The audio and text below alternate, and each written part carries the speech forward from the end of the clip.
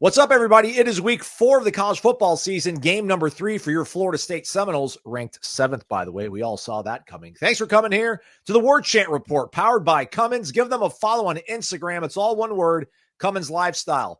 Florida State about to hit the road in the not-too-distant future for the first time this season. If you're going to make the trip over to Charlottesville or to Raleigh at some point, Gainesville, maybe even Palo Alto if you're really shooting for the moon and stars, have power.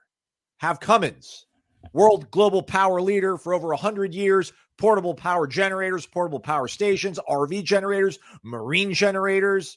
Wherever you're going, Cummins has got your back, everybody. I am joined by esteemed colleagues from Warchant.com, senior, lead writer Corey Clark and director of original content, Tom Lang. We appreciate you being here. The Noles, again, ranked 7th in the nation, take on Kent State, 3:30, Doak Campbell Stadium on Saturday. I can't wait till next week when we can really talk about a formidable foe, Tom, but we got to give the people what they want. That's a Warchant report. So there's lots to kind of discuss, even coming off of a bye week and an opponent like Kent State's caliber. But I don't know what you were able to do over the bye week, but there's a lot of good football games that happened, obviously, that kind of deal with Florida State, right? We saw Florida and LSU. We saw Clemson, Georgia Tech, Miami, USF. Then you think about, the Georgia-Tennessee game from a more national perspective. Was there anything you saw this past week that gives you a better feel for where Florida State lines up kind of in this pecking order right now of teams that are vying to be, top tier, elite level programs? I enjoy the hell out of watching college football at 2-0. You grab your popcorn, you watch chaos unfold all around you. You remember what it was like for fans to be yelling at other fans from the same fan base, for coaches to get super defensive at the podium. It's great to watch all of that carnage unfold when you're pretty good. And what I learned this weekend by watching other teams is Florida State is absolutely in the conversation of playoff caliber / upper tier playoff caliber. Specifically, I don't know if there's any pinpoint game that I could look to and tell you that maybe it's this offensive line or that quarterback. I just think that after watching the Alabama game, you got confirmation that Florida State is at a certain level. The question beyond that is Alabama for real? Was this a fluky occurrence? Well, you can answer the second part of that, the fluky occurrence thing. I'm looking around the country and I'm seeing a bunch of teams that have flaws at different points on the field, offensively, defensively. I'm seeing like speed. I'm seeing like physicality amongst the best teams in the country. So what I got was confirmation that Florida State belongs in the conversation. It wasn't just a fluky week 1 result. They look the part, Aslan. Other teams are telling me that Florida State looks the part. What about you, Corey? You've been telling us to be more pragmatic and kind of exercise a little bit of caution. Not that you don't feel good about where Florida State can be, but after watching some of these other games around the country, does it make more sense to know that so many subscribers, viewers, listeners that are Florida State fans are thinking that this team has a really, really high ceiling? Yeah, I mean, how could you not? And it's not so much how high the ceiling is for this team. It's like, what is the height of anybody's ceiling? Like, it doesn't look to me, as Tom was kind of alluding to, and this has kind of been the case, I want to say going back to, let's say, Joe Burrow at LSU. Since that team, I don't know that you would say maybe one of those Georgia teams because of all the incredible talent they had on defense, but even those teams struggled at times. The era of just incredibly great college football teams, juggernaut teams, 2013 Florida State type teams, I think that's done. And everybody has warts, everybody has flaws, everybody has good players. Maybe not East Texas A&M or Kent State, but other teams on the schedule have good players. And so that's where my pragmatism comes in. Is like, there's no games left on this schedule after Saturday. Maybe the exception of Virginia Tech. We'll see how they respond to the interim coach. Maybe Wake, that are guaranteed dubs. They're just not. I mean, you can get by with a C- game in some of these games, but it's hard to win every week because Florida State has flaws that maybe haven't been exposed yet, but they will be. The beauty is I think their strengths are to the point where even if they give up some points or even if the offense isn't playing well for one game or another game, that the defense can carry. But I do think they have enough on both sides of the ball that they're going to be a really hard team to beat. They're going to be a really hard team to beat. Doesn't mean they can't be beat, but you're going to have to play well for the most part, or something's just going to have to go cataclysmically wrong. But yeah, I look around the country and I don't see anybody that you're like, Florida State doesn't belong on the field with them. And I mean anybody. LSU's offense is doing jack squat. There's nobody in the country right now that I think would absolutely be favored to beat Florida State by 20 points or something like this. Florida State's a legit playoff contender. Man, what a time. Mm-hmm. Corey will say those things live in the flesh if you come out to the Corner Pocket Bar and Grill on Friday. But don't forget, Saturday before the game, Hotel Indigo, 1 p.m. Tom Lang, Jeff Cameron, getting the pregame juices flowing. Come by, say hi. There'll be a bar, tailgating food, I guess we would describe it as, Tom. All these things. Come on out. AKA registered sausage will be available for you. So there you go. That's all you need to hear. Yeah. During the off week, we were providing content, which you should always be checking out warchant.com. When you're a member of warchant.com, you also get all the great access throughout the On3 network. And there's been this informal poll of who's your Heisman frontrunner with a lot of the guys like Andy Staples, Ari Wasserman, our national experts, if you will, Tom. And Tommy checked in at number 2 after this past week of games as a Heisman contender. Now, listen, if Florida State keeps winning, he's going to get more credibility, I guess you could call it, as a Heisman candidate. But does he need to play at kind of what we would think as a Heisman level for Florida State to achieve the newfound goals a lot of fans now have for this team?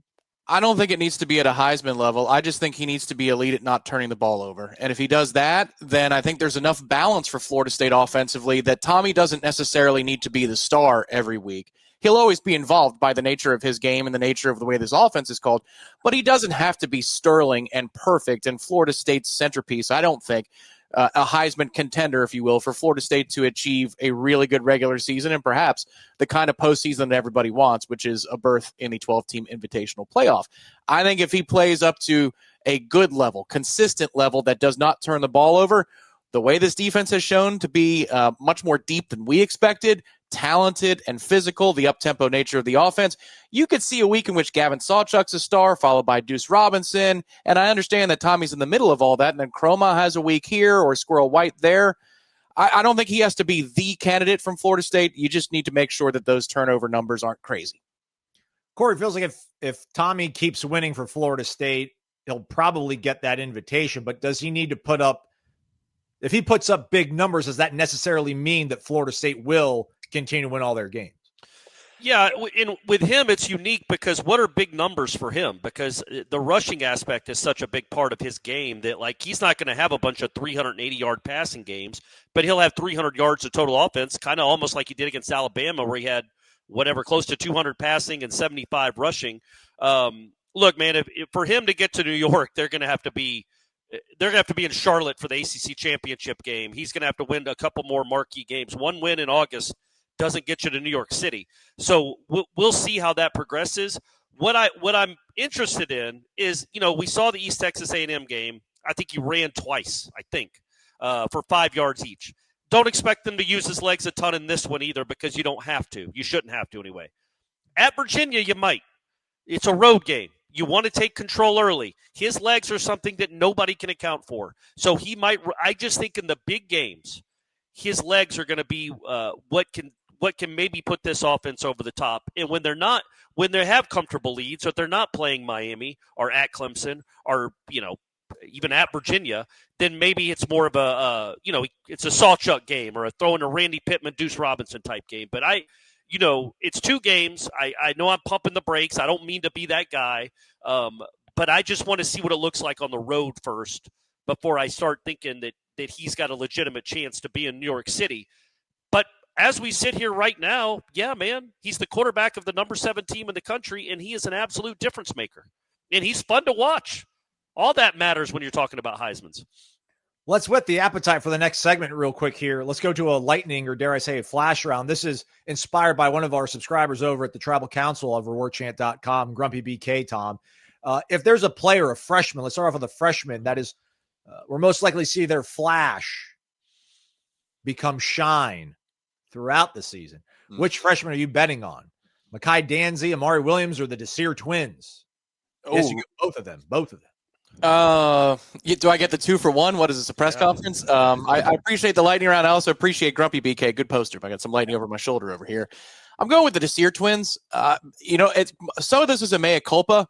I didn't believe the LaSerre twins were really productive in preseason camp on the level that Tony White was explaining to the media every day, that they were supremely productive. I thought that might have been a motivational ploy to go get some of the veterans to bring more consistency to their game. I'm dead wrong about that. I'm so sorry to the LaSerre twins, the LaSerre family, everybody associated with LaSerre Nation. Those guys are legit. They're extremely physical. I know one has the leg up on the other in terms of on-field productivity, snap count when the game's in the balance right now. But those two guys have a chance to be week in, week out contributors for Florida State to the point where you might see late in the season a lineup of both LaSerre's with Kevin Juju Wynn in the middle, and you say, oh, my Lord, they're taking over the game. You've got 2 more years of this after this season with those 3. Give me the LaSerre twins.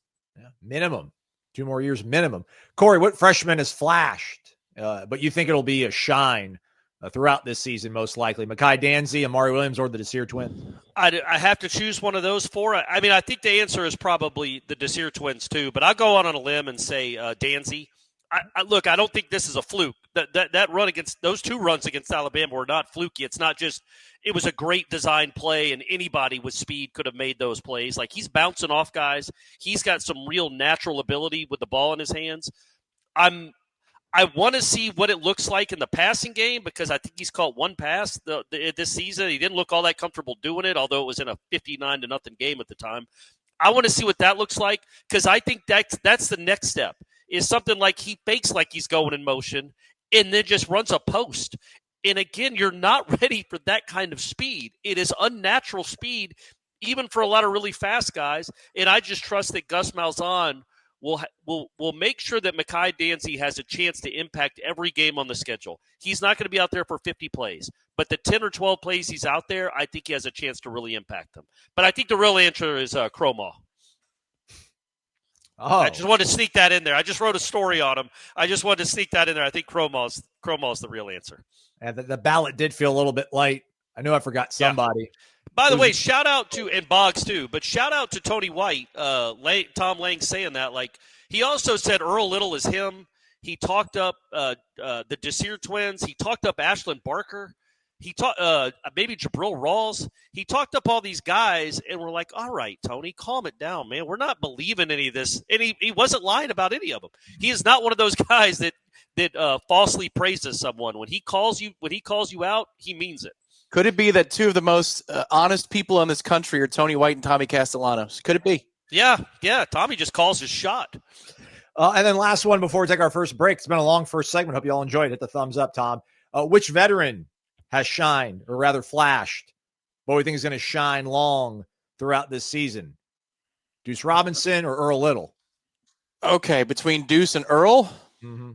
Who's most likely to have the lasting power for that flash to shine? I know the answer is Earl, and it's staring me in the face, but I got to go with Deuce Robinson because I think Earl's going to get flagged and be out for at least a half a game. I think that's going to happen at some point. Also, with the way that he throws his body around, hopefully he holds up for 12 games, but that's unbelievably physical with consistency, that the way he plays. Deuce, on the other hand, I feel like we're only getting to know what Deuce Robinson is all about. And they haven't really needed him to be a difference maker in an important game yet. He was a tone setter in game number 2. But take a look at that first defensive holding call that was really important for Florida State to tie the game 7-7. That is Deuce having blazing speed that the corner across from him was not ready for. I know it was a trick play, but all the same, that speed killed and kept the drive alive for Florida State. I think number 0 is going to be involved in a lot of big plays for FSU this season. Yeah, there is a chance he's awesome. Like, he is an awesome college football player. There is a legitimate chance that he's one of the best receivers in the country. Got to have a lot more sample size than 2 games and 1 against a directional Texas school. But it's the skill set, right, Tom? It's the toolkit. It's not just the numbers. It's the 6'6" with that kind of speed. I think he hit 21 miles per hour is what he was registered on that, and that's in full pads and a helmet, running 21 miles per hour. The ball skills, the size, the toughness in traffic, making catches. Like, I think there's a chance he could be one of the best receivers in the country. That said, Earl Little is like a program changer. Like, we hit Cromaw was talking about how physical the Florida State defense is even in practice. And he's like, they come with it. They bring it. They're coming downhill. Now, they're not tackling us, but they are hitting and thumping and flying to the ball. And the only player he mentioned was Earl Little. Earl Little sets the tone for everything on that defense, in my opinion. He's the smallest guy on the defense, but the way he plays sets the tone for everything. So you can't overlook his impact. All right, what kind of impact is the ACC slate going to have this week as we kind of forecast what Florida State can be later on this season? Our own Matt LaSerre is going to give us a rundown of the future schedule, and we're going to talk, about this opponent, Kent State. It's the Warchant Report, powered by Cummins. A rebuild is in progress. Whether it's one of the top brands in college athletics or your adventurous spirit, we all need to recharge from time to time. So trust Cummins, the brand that's been a global power leader for over 100 years. Featuring the own line of portable power generators and power stations, tackle any project in your own climb to the top. Follow CumminsLifestyle on Instagram to see the latest builds from the Cummins team and to get inspiration for your next outing. And get your questions into the Renegade Express mailbag. Be the one that's generating discussion to earn entry into the December grand prize drawing for a portable generator or power station from Cummins. CumminsLifestyle on Instagram. Give it a follow. Welcome back. It is the Warchant Report, powered by Cummins. CumminsLifestyle. Give them a follow on Instagram. If you're a student, shoot us an email from your FSU.edu email address, and you'll get a free membership to warchant.com for a whole year. No credit card required, no strings attached. Just email support@warchant.com from your FSU.edu student email. Adults, you can't take advantage of that, but you can take advantage of all the great things that go on over the Corner Pocket Bar and Grill all week long, but especially on Friday.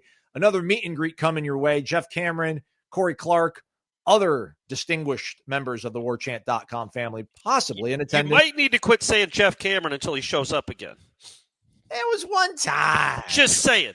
And these kids playing football, so I don't know that Jeff will be there. I hope he's there, but we can't keep saying he's there if we don't know for sure he's going to be there. Sorry, Jeff. Corey will be there. That's enough for everybody. I mean, let's be honest. Love you, Jeff, but Corey's there. The world takes care of itself. All right, so there's a lot of football that's been going on, but we all know how Florida and Miami have kind of looked. But what about like NC State? What about Virginia? What about these other teams that could be potential problems for Florida State as the season wears on? Our own Matt LaSerre gives us a primer of just how these programs are shaping up so far. We know how this Kent State game is going to go, right? They're 1-2. Their one win is over Merrimack. They lost to Texas Tech. They were down like 48-0 at halftime there. And they did show improvement, and Norvell said as much in his press conference. They did show improvement. When you see them and the way that they approached that game and the improvement that they made coming off of the Texas Tech to the Buffalo game. Almost beating Buffalo. Only lost 31-28 in that one. They actually led at one point. But anyway, we're going to kind of check down the schedule with the opponents that you may not pay attention to a whole lot, right? You guys know Miami looks like a real team. You guys know Florida's not that great. You guys know Clemson is below expectations. So we are going to go through the rest of the schedule, starting off with UVA. They're 2-1, having an okay season. They had William and Mary last week. Their one loss is to NC State, which was in a shootout thriller there a few weeks ago. So it'll be interesting to see the high-powered offense versus a Virginia defense that has given up a good amount of points against a team like NC State next week. But on a Friday there in Charlottesville. So at night on a Friday, some weird things could happen. Look out. Then you go to Pitt. The Pitt Panthers look like there's some trouble in paradise there as well. They lost to West Virginia after really having the game in hand. They ended up losing in overtime to the Mountaineers in the backyard brawl. Kind of interesting to see. Looks like they might have a leadership issue, kind of similar to Florida State last year. When you don't bring your quarterback to ACC kickoff, Eli Holstein, they're and there's no quarterback competition there. That's kind of a red flag, right? So we'll kind of see how that progresses. But they look good before that, but it looks like there could be some problems up there in the Berg. And then you look to Stanford. Stanford is not good at all. They did get their first win of the year last week, though, against Boston College, 30-20. Maybe they shouldn't have benched Tommy Castellanos after all. And then we go to Wake Forest. Wake Forest has Georgia Tech this week. Georgia Tech, Florida State doesn't play them, but maybe that's a potential opponent down the road. They look really good. Haynes King looks really good. But anyway, Wake Forest hasn't looked too great. They only beat Kennesaw State by 1 point in week 1, 10-9. They did have a good game. They looked to play well in kind of a weird game against NC State last Thursday night, but they did beat Western Carolina before that, so they are sitting at 2-1 on the year through 3 weeks. And again, talk about NC State. They've been kind of a sleeper team so far in the ACC. They are 3-0. They have shown that they have a high-powered offense in that game against Virginia and the game against Wake Forest. So, and again, that's an interesting one to look at. NC State, again, is looking to be that sleeper, and I feel like we kind of thought that all season that game would be tough up there in Raleigh. And lastly, do we need to talk about Virginia Tech? Brent Pry, is putting fries in the bag now. He's no longer the head coach at Virginia Tech. He's been fired. That has recruiting implications for Florida State. You can find that on warchant.com. And yeah, there's a quick look at the Florida State schedule. Thank you to Matt for that. Just a quick overview. I know he mentioned some of this stuff, but obviously Kent State got an interim coach right now, Mark Carney, not to be confused with Canadian Prime Minister Mark Carney. They made a change at quarterback. They went to Drew DeShields, who came in kind of midway through the Texas Tech game, I think maybe in the second half, and he played all that Buffalo game. And it seems like Carney and Kent State really like what he's brought. A little bit more of a running sort of dynamic. They lost their center midway through the game against Buffalo, had to shuffle everything around the offensive line, but they think they'll be good there. He did say their center will be returning. They started true freshman at left tackle, guys. Their left guard has been there for 3-4 years. He's only played 14 snaps before this season. So the offensive line, clearly a problem. Potential weapons. Gavin Garcia, their running back, 5'7", 192. That's a bowling ball. They got receivers like Ardell Banks, who was originally at Kentucky. He's kind of turned on as DeShields has been the quarterback for them. Cade Wolford, some say maybe the next Julian Edelman at Kent State. And by that, I mean myself. Defensively, they're struggling really bad. Secondary is a sieve.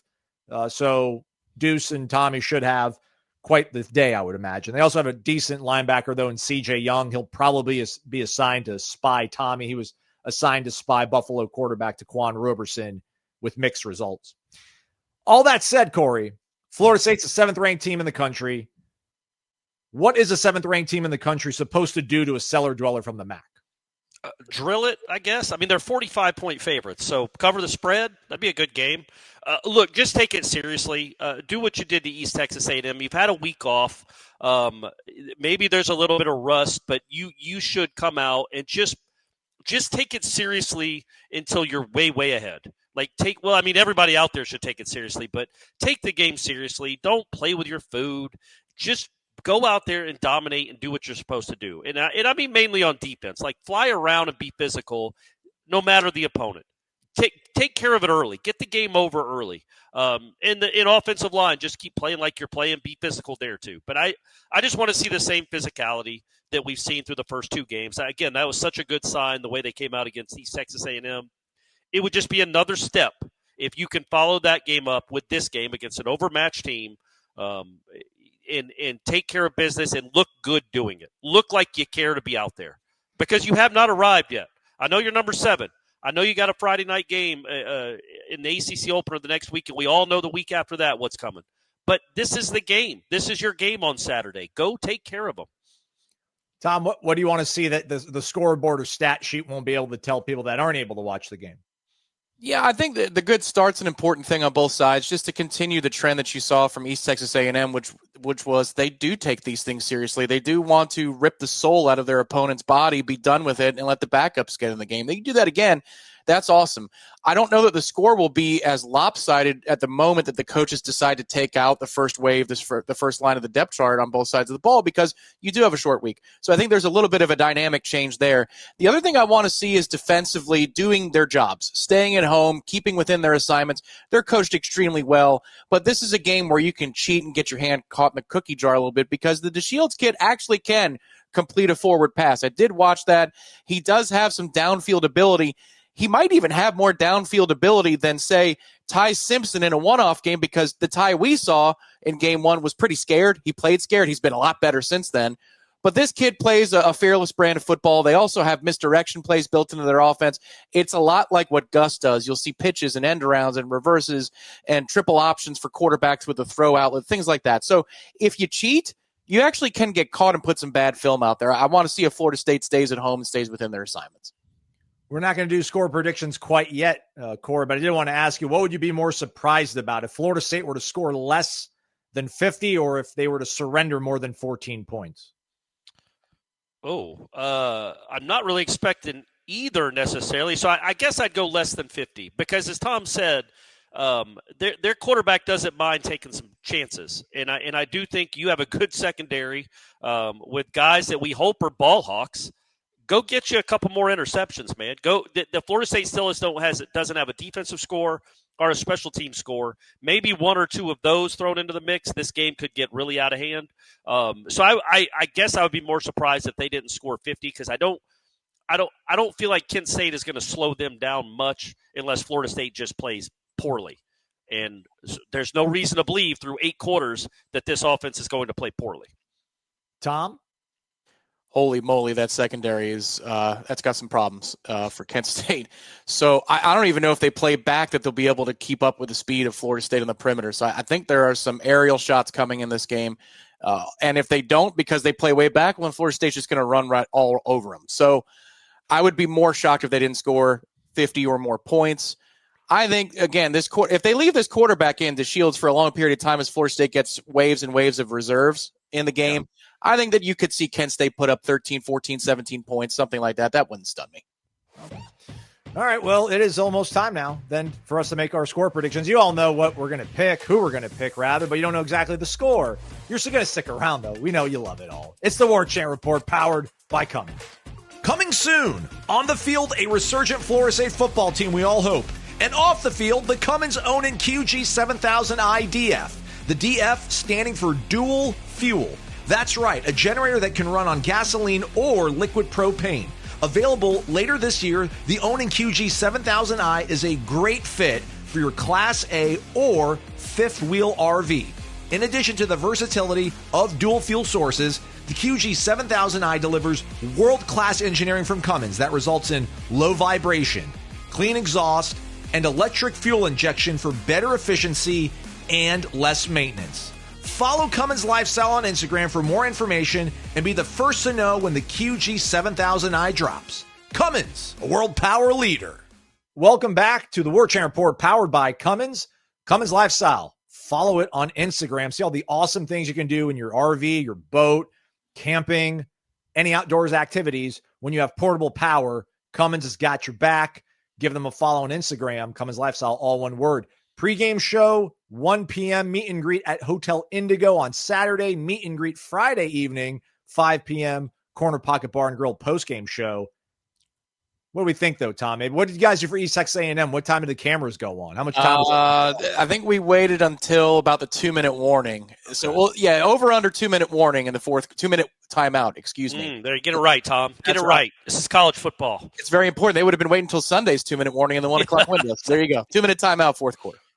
That will be with Tom Lang and Gene So you don't get to enjoy Soulja Boy. Is that what they do? Yeah, that's the 2-minute timeout is when they crank it. When they crank that is that's become a new tradition at Doak Campbell Stadium. I love it. You going to ask us a question about the lyrics like you did on Headlines? No. All right, let's do it. Time to make our predictions and our picks. We start with Gene Williams. Florida State looking to go 3-0 this Saturday afternoon against Kent State. Always like to start out looking at the lines. BetMGM has Florida State as a 45.5-point favorite. I like them to cover that. They were able to beat Texas Tech by 48 points. I like them to do a little better than that, but not much. This Kent State team is probably a little better than last year's team. They played Buffalo tough. No, not the Bills. A different Buffalo, the college Buffalo. And they lost to, like I said, Texas Tech. So give me the Noles, 59, Kent State 10. Another week, another blowout for your Noles. I like Florida State to win comfortably, not quite as comfortably as maybe the East Texas A&M game, which was clearly a laugher. I do like the Noles to cover in this game. The point spread's in the mid-40s. I like Florida State to win this game 56-7, and all the parents and families who are in town this weekend at Doak Campbell Stadium are going to have a good time. It's going to be a good time had by all as we get prepared for that Virginia game 6 days later, and then Miami a week after that. So enjoy your Saturday. Noles win and win big. All right, boys and girls, let's go. Florida State 63, Kent State 7. Ass whooping. Don't need to waste much time here. I think we know how this game is going to go. Florida State big. We all were kind of lowballing them last time, and they had 77 points. So I'll go 66 just because it's not an FCS team. I'll go 66-0. I think Tony White's still mad about giving up some rushing yards and 3 points to East Texas A&M. So I think they're finally going to get their shutout this week. And I think Kevin Sperry will come out before Brock Glenn. There we go. Have a good one. Thank you to those gentlemen. Let's get to it, Tom Lang. 3:30 p.m., Doak Campbell Stadium. Kent State coming in to take on number 7 Florida State. Your score prediction, please, sir. I called for a 60 burger last time. I was wrong. They went into the 70s. I don't think they're going to touch 60 this time, guys. I don't think so, just because I think they're going to err on getting their players out and keeping them healthy for the Virginia game. They are going to fly over the over. I don't know about the spread in this game, but the over I like. The total was 55.5 as of midweek. I'm going Florida State 56, 13 for Kent State. Easy on the over. Okay. All right. Corey, how about yourself? Yeah, I agree with Tom. They're going to get their starters, especially on both sides of the ball, out of the game quickly. That's why I think Kent State can score. I mean, they're a Division I team, and they did just put up 28 points, so they might have an actual competent offense this year. Although they didn't look great against Texas Tech. I'm going to say 55-20. I think Kent State will score some late as Florida State plays a bunch of, let's say, third stringers, scout team guys. But yeah, I foresee. I also think they're going to have a defensive score or a special team score. But yeah, and also the thing with Florida State is with Kevin Sperry and Brock Glenn, whoever gets in the game, you don't want them to just hand off. Like, they've got to run the offense too to get some real reps and some real game action. So that's why I think even if Tommy comes out at 35-0, they still might keep throwing the ball and keep trying to score for at least a couple more drives. So that's why I went up into the 50s. Gosh, man, I came here. I was going to stand firmly on ground of 63-10, but you guys have almost convinced me to change my mind. But I'm going to stick with it. 63-10. Okay. 63-10. We're gonna compensate for being a little too dovish when it came to predicting the East Texas A&M game. Again, a reminder: we've got a pregame show for you folks on Saturday. You can come hang out with Jeff Cameron and Tom Lang at 1:00 at the Hotel Indigo. You can fuel up on food and drink. And then we also have that post-game show, 10 to 15 minutes, usually after the game, but 2-minute timeout time. Head over to Warchant TV. Check out Gene Williams and Tom Lane taking your phone calls and messages on YouTube. As Florida State, we hope, improves to 3-0 on the season with their ACC slate fully ahead of them. Stay connected to warchant.com throughout the week. Wake Up Warchant, Jeff Cameron Show, the matchup analysis, plenty going on. When you're a subscriber, it's only $1 for a week, and you get a subscription to The Athletic. It's crazy. I don't even know how we're paying the bills here. Maybe it's a generator, actually, that's powering this and not the city of Tallahassee right now. On behalf of the whole staff at warchant.com, as well as Corey Clark and Tom Lang, I am Aslan Hudjavandi. Thank you for watching this edition of the Warchant Report, powered by Cummins.